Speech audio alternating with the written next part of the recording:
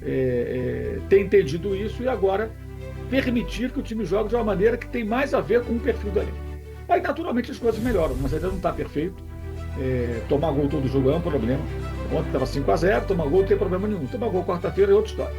Então, acho que isso é uma coisa para se corrigir.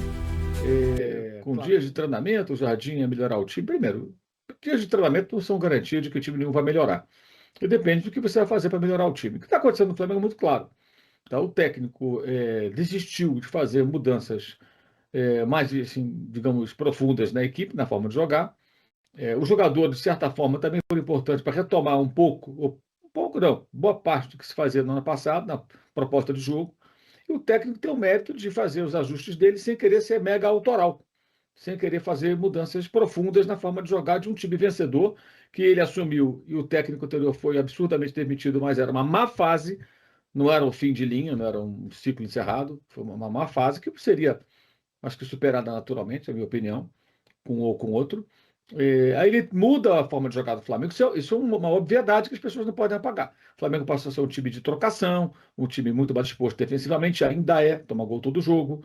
E ele viu com aquele papo, posse de bola estéreo. Posse de bola estéreo, gente. É posse de bola quando você está empatando 0-0, o adversário é mais fraco, está fechado, você troca passe, não finaliza, não faz nada. Agora, quando você tem a vantagem no placar e você tem a posse de bola, ela não é estéreo. É uma forma de você se defender. Você está com a bola, você não toma gol.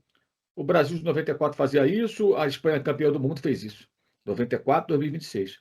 Duas campeãs mundiais de Copa do Mundo fizeram isso. Uma faz e outra fez. E o Flamengo fazia isso também com o Felipe Luiz. Ficava com a bola. Às vezes era estéreo, sim. Havia momentos que o time adversário se defendia, o Flamengo perdia ou empatava naquele momento e finalizava pouco. Esse era um defeito que a gente criticou aqui várias vezes e acho que ele tentou até corrigir. Mas ele mudou muito a forma de jogar da equipe. O Flamengo passou a ser o time menos posse de bola. Vamos lembrar como é que foi o Flamengo e São Paulo na volta da Copa do Mundo do Maracanã. São Paulo jogou o primeiro tempo dentro do campo do Flamengo. O Flamengo não pressionou alto.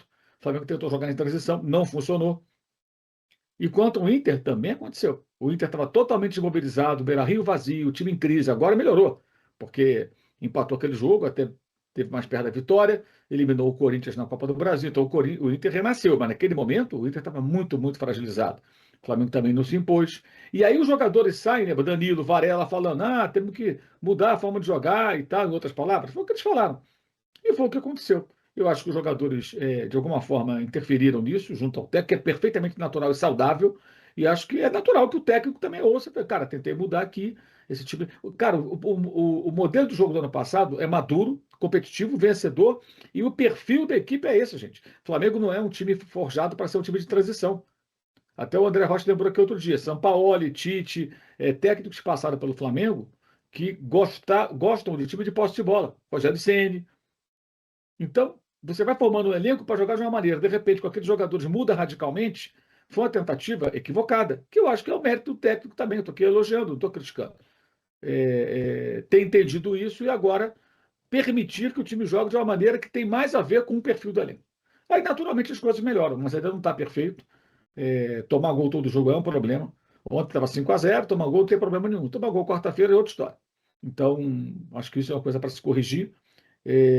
Claro que mudou, ele ontem foi bem, gerou bem o elenco, mudou metade do time aproximadamente em relação ao jogo anterior, fazendo um rodízio que é necessário, para isso se tem um elenco muito farto.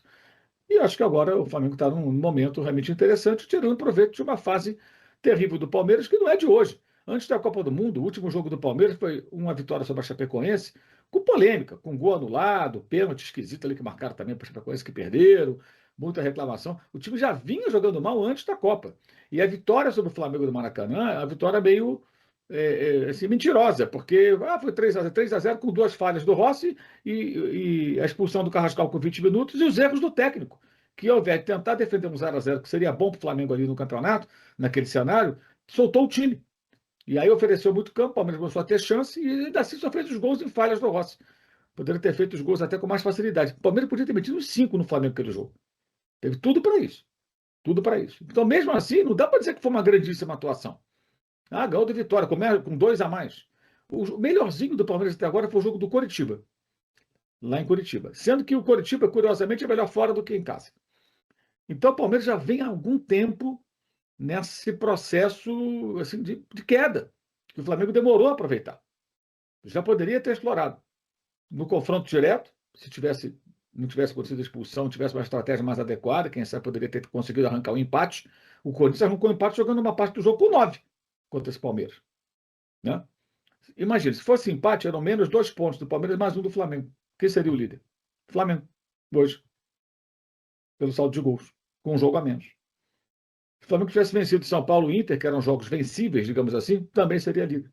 Olha a chance que o Flamengo deixou correr. Então vamos esquecer que nesses momentos o time foi mal, o Jardim foi mal? Não. Foram mal. E aí mereceram críticas. Agora estão bem, merecem elogios. A vida é assim, gente. Agora temos uma besteira que é assim, quando um time melhora, viu, estavam criticando. Porra, estavam criticando que era ruim, cara. É o exemplo que eu dou sempre. Você vai numa pizzaria, a pizza tá boa. Você fala, pô, que pizza maravilhosa, hein? Aí você volta semana que vem, por alguma razão qualquer estava ruim. Tu fala, cara, tá péssimo, o que aconteceu? Aí na outra você dá uma chance e volta, agora tá boa de novo. Não, trocou pizzaiolo aqui, o cara tá passando mal, sei lá o que aconteceu. A pizza, o forno teve um problema, o queijo não era bom, mudamos o fornecedor. Tem uma explicação, mas acontece. Acontece com a pizza, acontece na vida da gente, um dia ruim, um dia bom. Acontece no tipo de futebol, gente. Então você critica e elogia em função do que acontece. Crítica e elogio não é algo incondicional. A não ser quando você tem alguma cisma com alguém. E fica só reclamando, reclamando, reclamando. Aí vai ser uma coisa incondicional. E não é o que está acontecendo. Não é o que está acontecendo.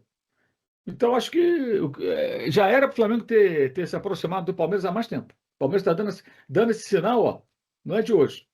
E agora parece que o time se acertou. Mas essa semana, o Palmeiras joga contra o Vasco no fim de semana. O Flamengo pega o Cruzeiro. E aí os jogos de quarta-feira têm enorme importância. Porque eles vão impactar no brasileiro. Não tem como. Os jogos da Libertadores. Se um for eliminado e o outro classificar, esse que sobreviver fica grandão. Se os dois forem eliminados, os dois vão ficar meio baratinados ali no decorrer da semana. E os dois avançando, eles ganham moral. Né? O Palmeiras traz uma vaga lá do Paraguai, ele ganha moral. O Flamengo classifica, ele ganha moral. Né? Agora, no fim de semana, tem um detalhe. O Palmeiras pega o Vasco, que só tem a Chapecoense atrás dele. O Vasco fez 2 pontos nos últimos 21. Impressionante, que horror. Mesmo contratando e tal, não adianta nada, nada. E o Flamengo pega o Cruzeiro com um detalhe. Olha a importância da vitória na quarta-feira para o Flamengo. Ele eliminaria o Cruzeiro, se classificaria, deixaria o Cruzeiro naquela ressaca da derrota, e aí o Cruzeiro tem que jogar todas as fichas no confronto da Copa do Brasil, e o adversário na quarta-feira seguinte é o Atlético. Então o Cruzeiro fica numa pressão para quê? Para, como ontem, vencer o Corinthians, mas poupou os jogadores, poupou com poucos titulares, fazer algo parecido no Mineirão. Então, quarta-feira o Flamengo vencendo, ele tem impacto até no brasileiro. Porque praticamente, aspas, né, claro, obriga, né, o Arthur Jorge a falar, cara, se eu sair da Libertadores, se o brasileiro não tem chance, eu tenho que ganhar a Copa do Brasil. O jogo é contra o rival e o Atlético numa linha digamos, de subida, né? É o time há mais tempo sem perder no brasileiro, 9 jogos. Ontem meteu 3-0 no Grêmio, né? Está avançando, provavelmente vai avançar no Sul-Americana, está num momento bom, o Atlético do Eduardo Domingues, e é o confronto do Cruzeiro na quarta-feira. Então, o jogo de quarta-feira do Flamengo ele tem uma importância grande, óbvia, na Libertadores, mas também no Brasileiro. Também no Brasileiro. Se souber fazer o caminho, pode ter uma semana sensacional. E aí, se vence, ele consegue um resultado positivo numa rodada que é mais para o Palmeiras, que pega o quase lanterna, o vice-lanterna, que é o Vasco. E o Flamengo pega o Cruzeiro, que é um adversário muito mais forte, evidentemente, mas que pode não estar tão forte assim, muito a depender do que vai acontecer na quarta-feira, evidentemente, também. É isso, né. Vou dar bom dia aqui para o Carlos. Jogadores de volta, isso favorece, o tempo que treinou também favorece, mas nada adiantaria sem uma reflexão sobre como o time se comportava e agora se comporta. Essa é a questão. E não é só uma questão de DNA, é o perfil do elenco. O elenco não é um elenco forjado para jogar em transição. O elenco é um elenco forjado para jogar com a bola. E os técnicos que passaram pelo clube recentemente, independentemente de ter ido bem ou mal, eles eram técnicos que gostam da bola. Então, conforme vai contratando jogador, vai formando elenco e vai adquirindo uma característica de jogo, é com esse propósito. Eu até já falei algumas vezes, algumas pessoas ficam até com raiva quando eu falo isso. O Felipe Luiz herdou algumas coisas do time do Tite. Uma delas, o time do Tite ficava com a bola, porra. O Tite gosta da posse de bola. Então, ele pegou o time do Tite e fez o quê? Ele ajustou e aprimorou. Por que logo de cara o Felipe assumiu o Flamengo melhorou no Brasileiro, eliminou o Corinthians, ganhou o Atlético e foi campeão da Copa do Brasil? Por quê? Porque não encontrou terra arrasada, encontrou um time que oscilava muito. O Flamengo tinha ótimos jogos como contra o Palmeiras, quando venceu muito bem com o Tite, e péssimos jogos como contra o Peñarol, quando foi eliminado sem marcar um mísero gol na Libertadores da América.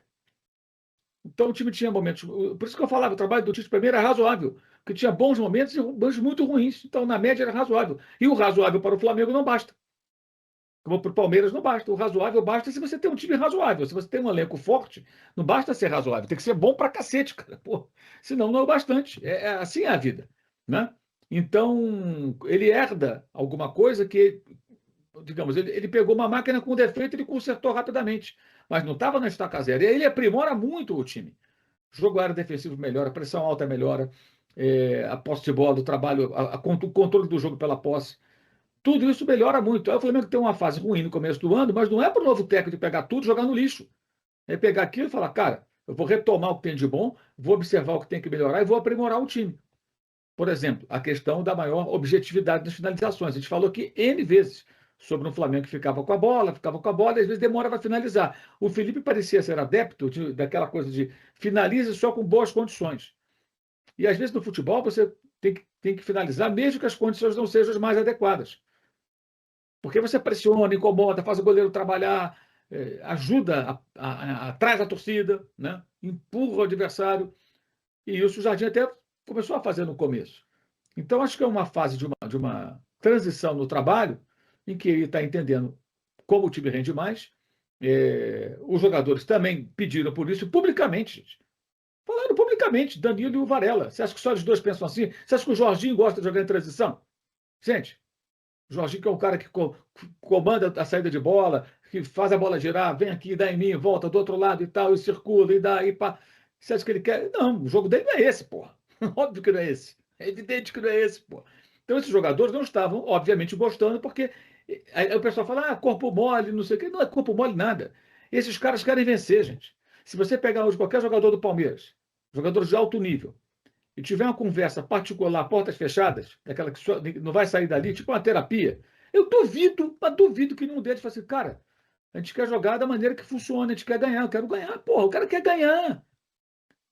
A vitória traz premiação, melhores contratos, admiração da torcida, tu entra para a história do clube com títulos. Por que o cara vai querer perder? Além de visibilidade, né? Tudo. Chance de fazer contratos melhores, se for jovem, chance de jogar em outro país aí, uma liga maior. Por que o cara vai querer perder? Não faz sentido, a não ser que você tenha uma crise, um time de jogador mais preguiçoso, um jogador sacana. Não é o caso, nenhum dos dois, cara. Nenhum dos dois. Não vejo assim, não. E o Flamengo tem um time de jogadores mais maduros, uma média de idade mais alta. Esses caras sabem que eles estão, muitos deles, numa reta final. Cada temporada perdida é uma temporada que não volta mais e talvez não tenha novas oportunidades de ganhar títulos. Alguém acha que o Danilo não quer, caso ele encerre a carreira, ganhar outra Libertadores? O cara fez o gol do título ano passado, ele não quer ganhar de novo. Não foi legal. Ah, não, tá bom. Pô, pelo amor de Deus, gente. Agora, para isso, as coisas têm que ser feitas da maneira que o time funciona melhor. É só isso.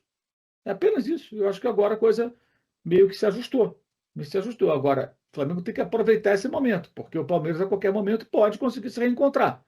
Né? Acho que tem material humano para isso. Eu acho que eu vejo ali uma comissão técnica que não consegue explorar o potencial do elenco, mas eles podem se encontrar, como o Flamengo está se encontrando. Então, se o Palmeiras se acerta, né? Não pode achar que o Palmeiras vai ficar definhando a temporada inteira. Não se iludam com essa possibilidade. Estou falando porque assim, o Flamengo está no momento de oportunidade e já deixou escapar na derrota por 3-0 antes da Copa e nos jogos com São Paulo e Inter. O Flamengo está tendo a terceira chance de encostar no Palmeiras. Já teve duas, agora a terceira. Terceira chance. De estilo de jogo, né? Nem só a boa fase do Flamengo, né? Mas eu acho que o Mauro foi muito feliz quando ele fala, não é só o DNA do Flamengo, mas realmente a característica que esse elenco tem, né? Que na melhor fase, né? Nas melhores fases que esse elenco do Flamengo conseguiu ter nos últimos anos era assim, né? Tentando marcar pressão, recuperar a bola rápida, manter a posse, né? Você está vendo esse Flamengo de volta também, agora nas mãos do Jardim? Eu acho que está acontecendo um ajuste, o que eu acho interessante é o seguinte, né, o técnico inteligente, em tese, é aquele técnico que adapta, o esquema de acordo com a característica dos jogadores, né. Adapta o modelo de acordo com a característica dos jogadores, e não o contrário. Não adianta você chegar com uma receita pronta, se você não tem jogadores que vão conseguir botar na prática aquilo que você pensa.